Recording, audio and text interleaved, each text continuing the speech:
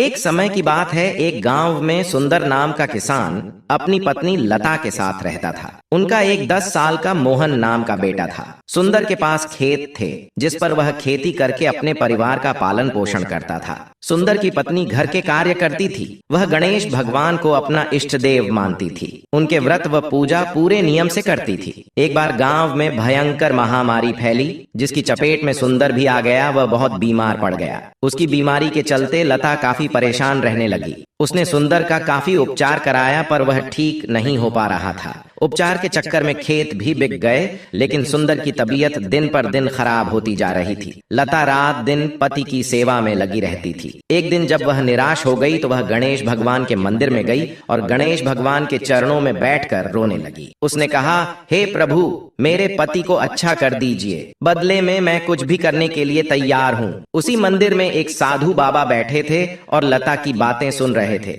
जब लता वापस जाने लगी तो उन्होंने कहा, बेटी तुम क्यों परेशान हो? लता ने उन्हें सारी बात बताई। तब साधु बाबा कुछ देर आंखें बंद करके बैठे रहे और फिर बोले, तुम्हारे पति के पिछले कर्मों के फल के कारण उसकी यह दशा हो रही है। तुम उसके लिए क्या कर सकती हो? तब लता ने कहा, महाराज, मैं कुछ भी कर सकती हूँ, बस मेरे पति के प्राण बच जाएं। तब साधु बाबा ने कहा, तुम्हारे भाग्य में पति या संतान दोनों में से एक का ही सुख है। यदि तुम अपने पति का प्राण बचाना चाहती हो तो तुम्हें पुत्र की बलि देनी होगी। उसे हमें सौंपना होगा। हम उसे ले जाकर एकांत में बलि देंगे।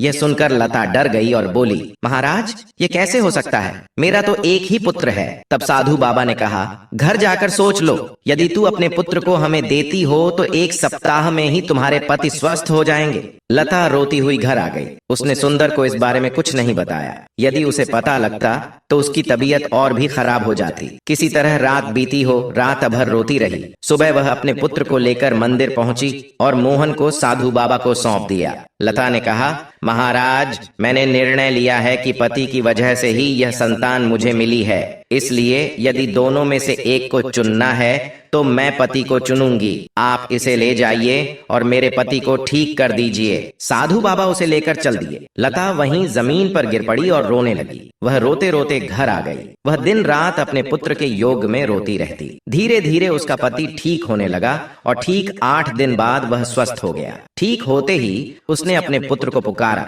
परंतु वह कहीं भी नजर नहीं आया। उसने लता से पूछा तो उसने रोते हुए सारी बात बताई। सुनकर गुस्से में बोला, मूर्ख, यह क्या कर दिया? हमारा एक ही तो सहारा था, तूने उसकी भी बलि दे दी। उसके बिना मैं जीकर क्या करूंगा? जब उसे कहीं से भी लेकर तभी मेरे घर में पैर रखना। यह कहकर उसने लता को घर से निकाल दिया। वह रोती हुई उसी मंदिर में जा पहुंची। वहां वहीं साधु बाबा बैठे मिले। वह उनसे अपने पुत्र को वापस करने की प्रार्थना करने लगी। तब साधु बाबा ने कहा, मैं तुम्हारे पुत्र को वापस नहीं ला सकता, पर यदि तुम सुख से जीना चाहती हो तो पुत्र को भूलकर पति की सेवा करो। लता ने कहा, महाराज, वो तो मेरी शक्ल भी नहीं देखना चाहते। तब साधु बाबा ने कहा, तुम गणेश जी का नित्य नियम करो। विघ्नहर्ता गणपति जी का आशीर्वाद रहा तो सारे संकट दूर हो जाएंगे। लता उसी मंदिर के प्रांगण में बैठ गई। कोई उसे कुछ खाने को फल दे जाता तो वह खा लेती और दिन रात गणेश भगवान का ध्यान करती रहती। एक दिन उसका पड़ोसी उसके पास आया और कहा, तुम्हारा पति बेहोश पड़ा है, घर जाकर देखो। वह दौड़ती हुई घर पहुंची।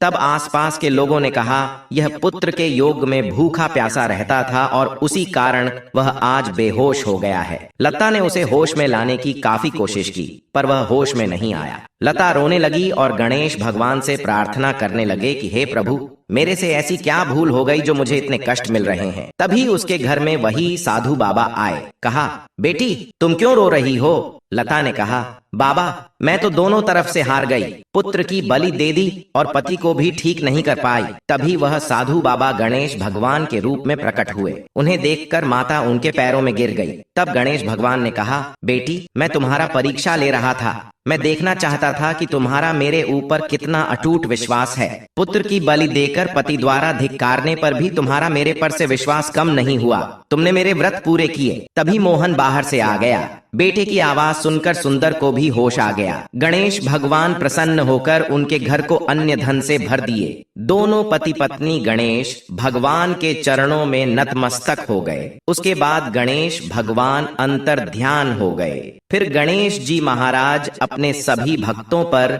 अपनी कृपा बनाए रखना प्रेम से बोले, गणेश भगवान की जय।